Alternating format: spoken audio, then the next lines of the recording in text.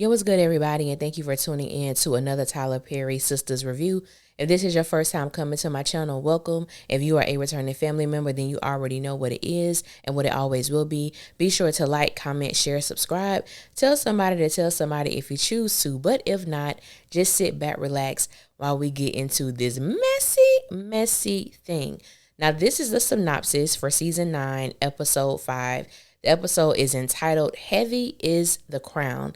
And the synopsis reads, as Sabrina confronts her betrayers and Andi digs into a grave case, Karen sinks deeper into postpartum struggles.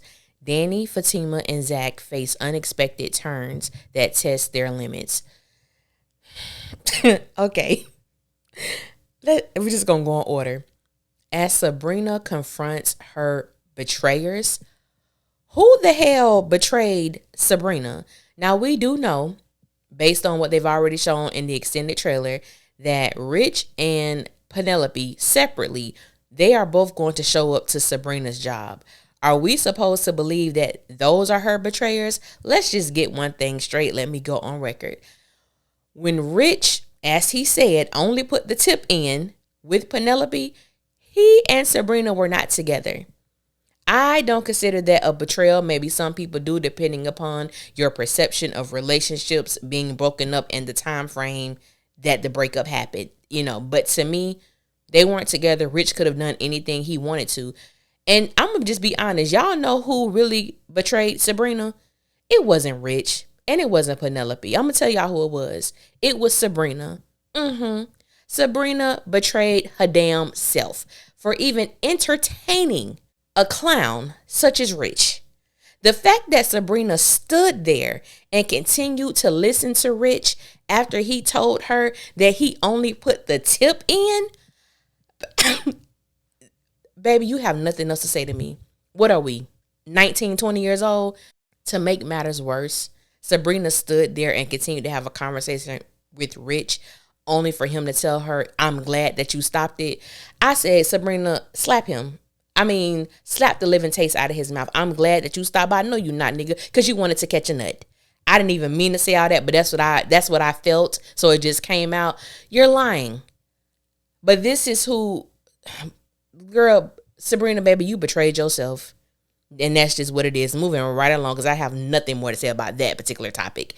Andi digs into a grave case, and I believe that this is from the tip that Andi received from Dr. Vaughn when he told her that this is not the first incident or the first case that Cracker Jack box doctor has been involved in when it comes to a black woman and delivery. And I believe that Andi is going to do some digging and possibly find that it may be a lot more to this. And maybe, he's working with someone or someone has been covering him for years, because anybody who has, to me, more than one situation like this, your license should be revoked. You should not be able to handle or treat any type of pregnant woman, period. But I am interested in this storyline because, one, I am so ready for Andi to actually lawyer.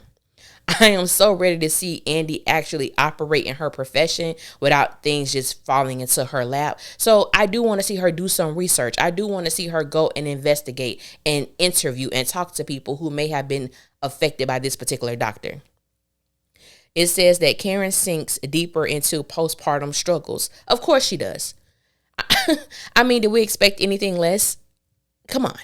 Now, I am grateful that the writers are being, as true to life as they can be to this particular situation, because anyone who has struggled with postpartum, that is in the midst of postpartum, that it is a struggle, and there are ebbs and flows, there are ups and downs, there are good days and not so good days, and you never know how long this particular aspect of life is going to take place. So I'm thankful that they're being true to it. However, as I've stated, and I know a lot of people in the comments have stated, we don't want to be sad this entire season. So maybe the first half, okay, we'll give you that, but something needs to shift and happen, because I don't want to feel down every time I watch Sistas on Wednesday nights. I'm just not here for it, even though I am, I don't trust these writers. But she sinks deeper, and to me, that's just to be expected. It says that Danni, Fatima, and Zac face unexpected turns that test their limits. Okay, I can understand Zac and Fatima, and I'll get to them in a minute. But what the hell is Danni facing? She just got $75,000. Tony decided that he is not going to go to Alaska because he wants to stay there for her.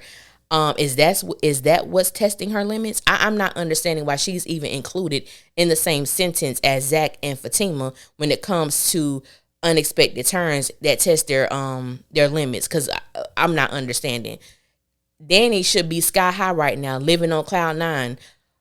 I don't even understand that, but I guess we have to wait to episode 5 to find out, because when it comes to Danni in this aspect, your girl is completely lost. Now, when it comes to Fatima and Zac, this makes perfect sense for there to be unexpected turns and things that are happening that test their limits, because one, we are dealing with Zac as he journeyed through this grief of losing his daughter, and something that he wanted so desperately, something that he wanted so badly, and he's not going to get the opportunity to do that. And then also you have Fatima, who is pregnant with their child, and her having to watch the man that she loves go through this process. It's affecting, everyone all the way around, specifically Karen, Aaron, and Fatima, and Zac. Now, it's interesting to me, and I said I was going to continue to bring it up, and I wasn't lying. I am. It's interesting that we do not see Aaron's name in this synopsis, which that doesn't mean anything. However, I'm going to save it. What I have to say, even though I already, expressed how I felt, we really don't know how Aaron feels. We haven't been given any feedback since episode 3. Now I'm making this synopsis video before episode 4 airs, so I don't know what's going to happen in episode 4. But because I don't trust these writers, and because I don't believe that they're going to give Aaron and Karen the just due that they deserve when it comes to this particular storyline, and I'm going to hold on to that unless they show me different, which I hope they do, but I'm not expecting them to. And with Zac, I know there has been a lot of talk across social media where people don't understand why he's responding the way that he's responding. And I call BS. I believe people know exactly the reason why Zac is responding the way that he is responding. However, people just don't want to admit it. And I know when I make certain assessments, or when I, give my perception on my thoughts, that Zac loves Karen. That is not from a romantic place. It's just from an emotional feeling place. This is a woman who he loves, who he will always have a deep concern for, and that's just what it is. And I think the fact that when we see this toxic fandom, because Sistas just has a toxic fandom all the way around, and the interesting aspect of watching a man go through grief is something that has definitely been displayed on television before, but I believe to see it from the character of Zac, to me, is monumental in a sense, because we really don't have an opportunity to see Zac in this space. We've seen him whine, cry, and no tears flow, but we have actually really seen this man go through something. And I truly hope that this is the turn of his character for the better, like truly.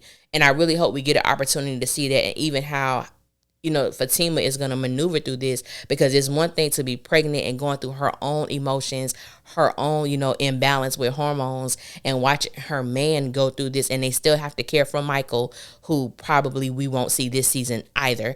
And also for her being healthy for the child that she is, caring for in the womb. It's just going to be all around interesting to see how things play out, and how they maneuver through this tumultuous emotional place that they're in. And we're just gonna see what happens. Well, that is a synopsis for season 9 episode 5, entitled Heavy is the Crown.